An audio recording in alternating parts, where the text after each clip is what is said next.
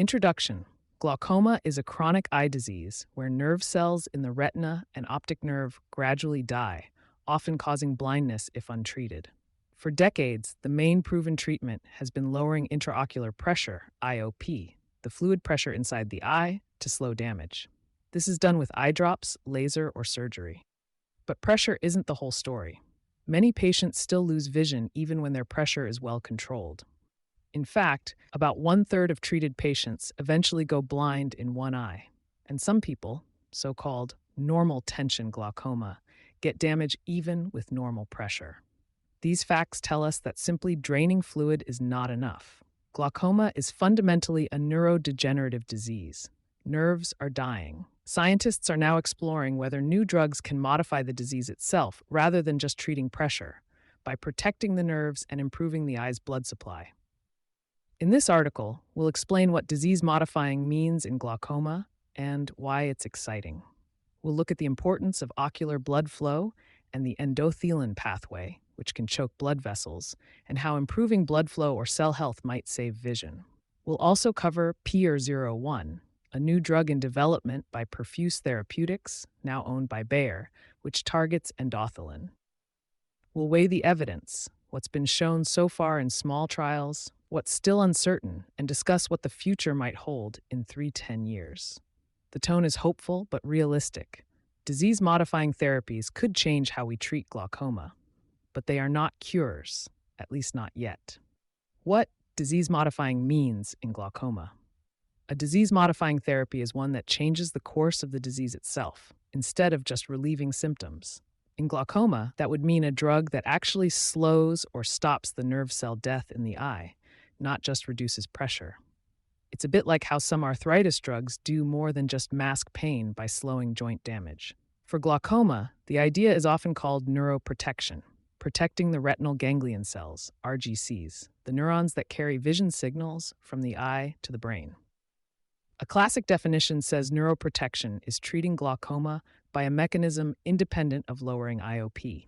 Right now, no therapy has been proven to do this in patients. In large, decades-long studies, only pressure lowering showed a clear benefit. In fact, a 2023 review in Molecular Aspects of Medicine notes that current strategies only target intraocular pressure and do not directly target the neurodegenerative processes of glaucoma. It adds that up to 40% of patients still progress to blindness in at least one eye despite strict pressure control. So researchers say we urgently need therapies that go beyond pressure. In plain terms, imagine the optic nerve as a plant that not only needs the right water pressure, but also good soil and light. Pressure drops help water travel, good. But if the root cells are sick or starved, the plant will still die. Disease-modifying treatments aim to brighten the light or improve the soil, directly helping the cells survive and function. Blood flow and endothelin, why they matter. One big area of research is improving ocular blood flow. The retina is one of the body's hungriest tissues for oxygen and nutrients. It's like a high-performance engine needing constant fuel. If blood flow to the retina or optic nerve is compromised, cells can suffer from ischemia, lack of oxygen. Over time, even shortfalls in blood supply can kill retinal ganglion cells. Many people with glaucoma have vascular issues. For example, some have a condition called Flammer syndrome, blood vessels that overreact, or low blood pressure at night, which can worsen eye blood flow. In normal tension glaucoma, glaucoma at normal pressures, poor blood flow is thought to be a key culprit. Scientific studies support this. For example, an experiment showed that giving endothelin-1, a natural chemical, to animals reduced blood flow in the retina and optic nerve, causing ischemic damage. The same molecule, endothelin-1, also raises pressure and promotes optic nerve injury. Endothelin is perhaps the most potent vasoconstrictor in the human body. Imagine it like a very strong clamping of blood vessels. In glaucoma patients, blood levels of endothelin-1 tend to be higher than normal.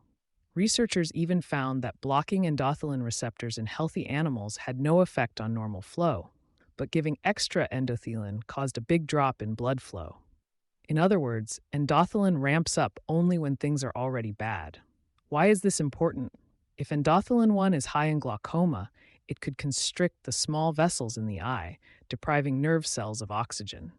A 2011 review on endothelin in glaucoma put it neatly.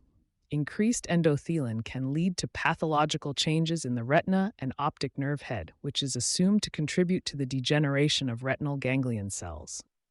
In simpler terms, high endothelin is like turning down the road supply to the optic nerve, while also turning up the pressure, double whammying the nerve. Therefore, drugs that block endothelin, called endothelin receptor antagonists, could in theory keep vessels open and protect nerves. Is there evidence OBF, ocular blood flow, matters in patients? Measurements of blood flow in glaucoma eyes often show abnormalities, and the risk of glaucoma goes up if perfusion pressure, blood pressure minus IOP, is too low. Clinically, some glaucoma patients benefit from treatments that improve ocular perfusion. For example, some doctors manage blood pressure or use calcium channel blockers off-label. But so far, there is no approved glaucoma drug whose main action is boosting blood flow. That's changing in research. The idea is that if we can safely open up the eye's blood vessels or correct vascular dysregulation, we might protect the optic nerve from ischemic damage. Mitochondria and retinal cell survival. Another cutting-edge concept is mitochondrial protection. Mitochondria are the power plants of cells, and retinal ganglion cells have extremely high energy demands. They need a lot of ATP to maintain their long axons and signaling in the retina. In glaucoma, several stresses, high pressure, free radicals, inflammation, can damage mitochondria, leading to energy failure and eventually cell death. Some genetic forms of optic neuropathy, like Leber's hereditary optic neuropathy, show that mitochondrial DNA problems cause RGC death. In glaucoma, even without a genetic mutation, chronic stress may overload the mitochondria. Researchers are testing ways to keep mitochondria healthy in glaucoma. For instance, nicotinamide, vitamin B3, which boosts the mitochondrial energy molecule NAD+, has shown promise. In a small phase 2 trial, giving glaucoma patients a combination of nicotinamide and pyruvate, another metabolic fuel, led to a short-term improvement in visual function for many participants. The treated patients had more visual field test points that got better, not just stopped worsening, over a couple of months compared to placebo. Although this was a very short-term result, and not yet evidence that visual loss is permanently slowed, it suggests that helping RGCs with extra fuel can improve how well they work. There are other mitochondrial and cell-targeting strategies under study. Some are antioxidants, to mop up free radicals, and others are drugs that block programs of cell death. For example, experimental treatments that precondition cells, using mild stress like low oxygen, can activate built-in survival genes. This stress response can make RGCs temporarily more resilient.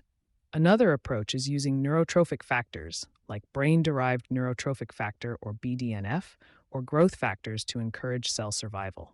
In fact, an eye drop containing nerve growth factor, RHNGF, is now in early trials for glaucoma, aiming to block the signal that tells RGCs to die. However, it's important to note that most of these strategies are experimental. For instance, memantine, an Alzheimer's drug thought to protect nerve cells by blocking glutamate toxicity, underwent large clinical trials but did not significantly slow glaucoma compared to placebo. So, while metabolic and protective approaches are very promising in concept, proof of lasting benefit in patients is still pending. PIR-001 and other disease-modifying approaches.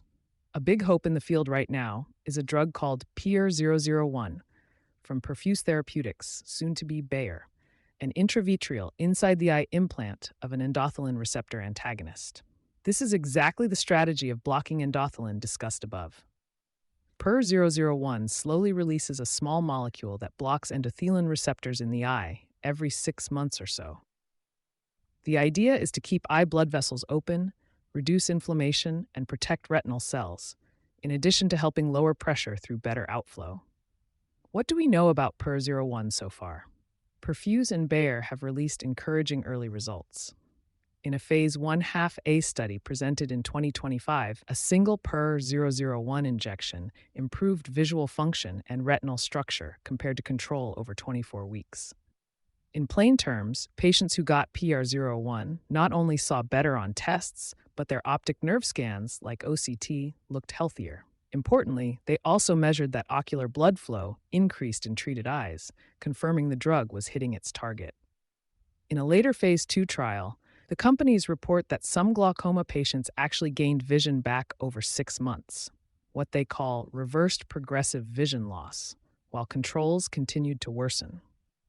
As a reference, nearly all existing glaucoma trials simply slow vision loss. Seeing any improvement is unusual. Most of these PR001 results are reported by the company in press releases, not in a peer-reviewed journal yet. Still, they have attracted major attention. Bayer alone announced plans to acquire Perfuse in 2026, noting PR01's potential as one of the first disease-modifying treatments for both glaucoma and diabetic retinopathy. Bayer's press release specifically highlights that PR001 is being studied for its ability to improve the visual field for glaucoma patients and to reduce ischemia in diabetic eyes. These phrases mean the drug is not just lowering pressure, but aiming to improve nerve function and blood flow. However, caution is warranted.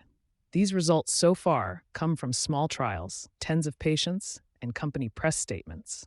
We do not yet have independent published data to review, and large studies can sometimes disappoint earlier excitement. It's also worth noting that PR01 is delivered as an eye injection implant, a more invasive route than simple eye drops. Patients may need to weigh the benefits against the burdens, though an injection every 6 months is fairly convenient compared to daily drops.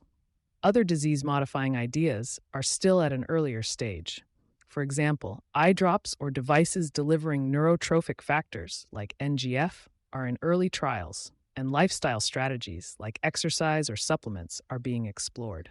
No other specific drug for advanced neuroprotection in glaucoma has shown conclusive success in humans yet.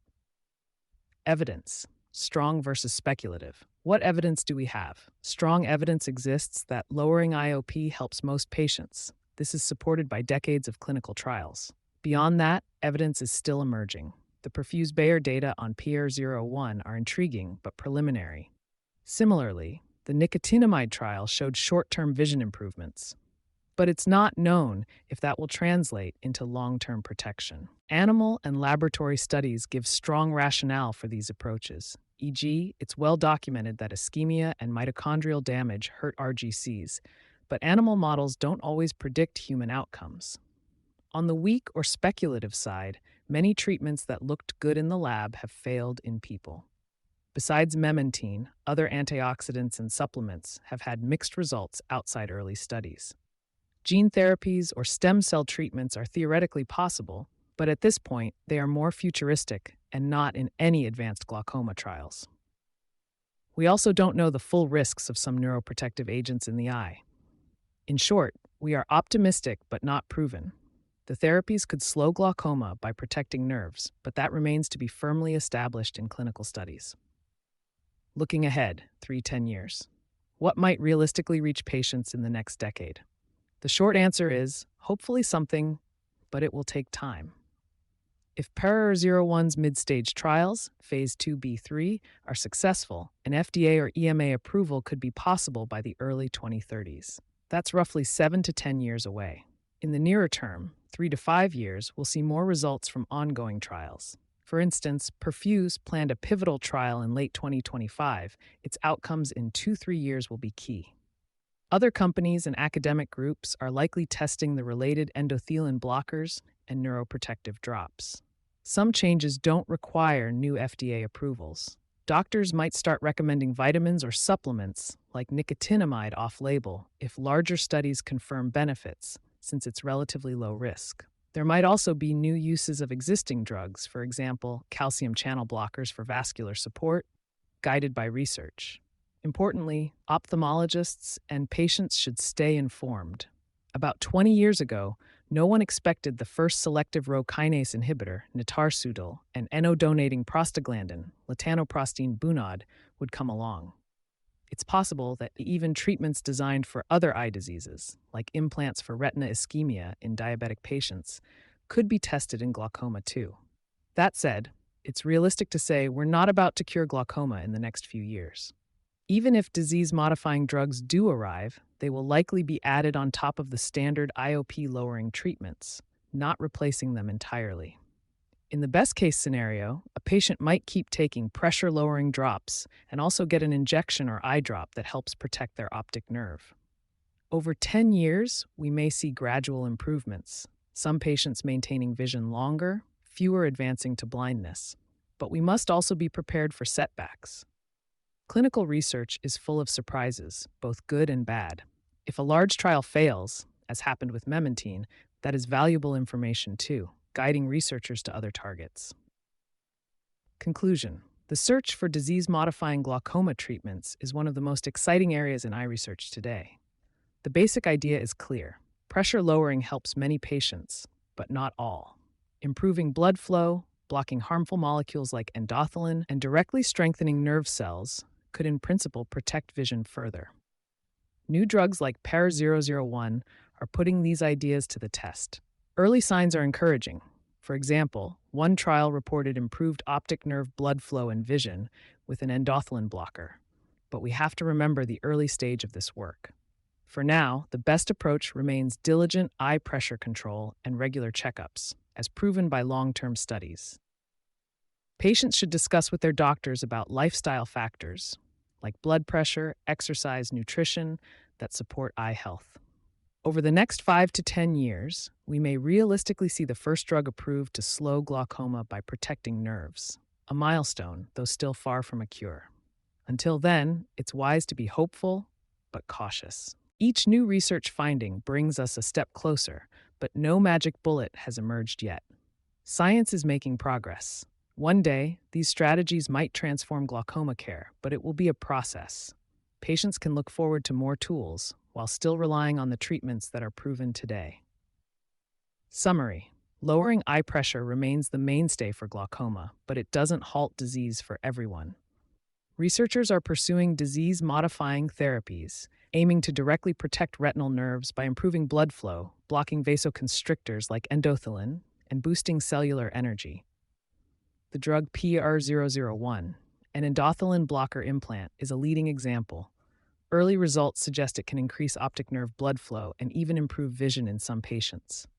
Other ideas, vitamins, neurotrophic factors, etc., are in smaller trials. However, all such evidence is preliminary. We need larger clinical trials to prove that these approaches truly slow glaucoma. In the next few years, watch for trials of PER-001 and similar drugs. In 10 years, we might see the first approved neuroprotective glaucoma treatment. Until then, patients should remain optimistic yet realistic. These developments are exciting, but the cure for glaucoma has not yet arrived. All links to sources are available in the text version of this article. You can find the full article at visualfieldtest.com. Thanks for listening. To check your visual field, click the link at the bottom of this article or visit visualfieldtest.com.